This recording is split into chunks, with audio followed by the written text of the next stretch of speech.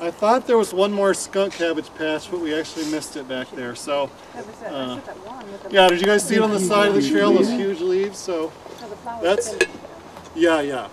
So that's western skunk cabbage. There's eastern skunk cabbage. Both of these plants are exothermic, which means they actually are hotter than their surroundings. They generate heat, so they will melt through the snow and flower in the winter. And the reason they're called skunk cabbage, of course, is that they stink. And when you experience that, it usually means they're pollinated by flies or other insects that basically eat feces. And so they're trying to trick them into coming, or dead meat. So, hooray flies, you know.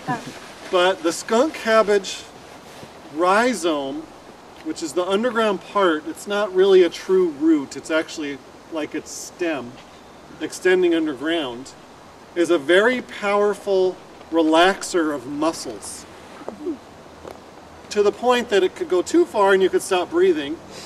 So again, don't want to overdo this one. This is a little bit better to use with some professional support. But one of the little tricky thing about skunk cabbage is very high in oxalic acid. So if you have kidney stone problems, this is not really the greatest medicine for you. But anyway, you can use it as a tea. It tastes really bad. So you want to probably mix it with something else, like ginger or something that tastes better. You can use it as a tincture, but you only need a little bit. So even as a tea, you might only be using 2 or 3 ounces of water. This is not like a big, 64-ounce mug of skunk cabbage root tea, because you will vomit. That's what happens if you initially take too much. And you know what this herb is a lot like? If you've heard of this plant, lobelia from the east, they're very, very similar. Although lobelia has this intense heating property to it that skunk cabbage lacks, but it's great for a cough that won't stop. Or asthma. It relaxes those muscles in your airways.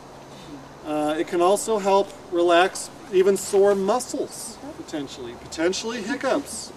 Yeah, so it does kind of work all over the body, although it's a little bit more famous for the lung part of the body. So this is all the stem of it? That's actually the underground part, the underground stem, which is known as the rhizome.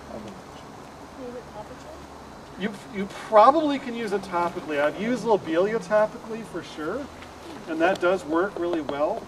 I haven't used that one topically, so it's a bit of a guess.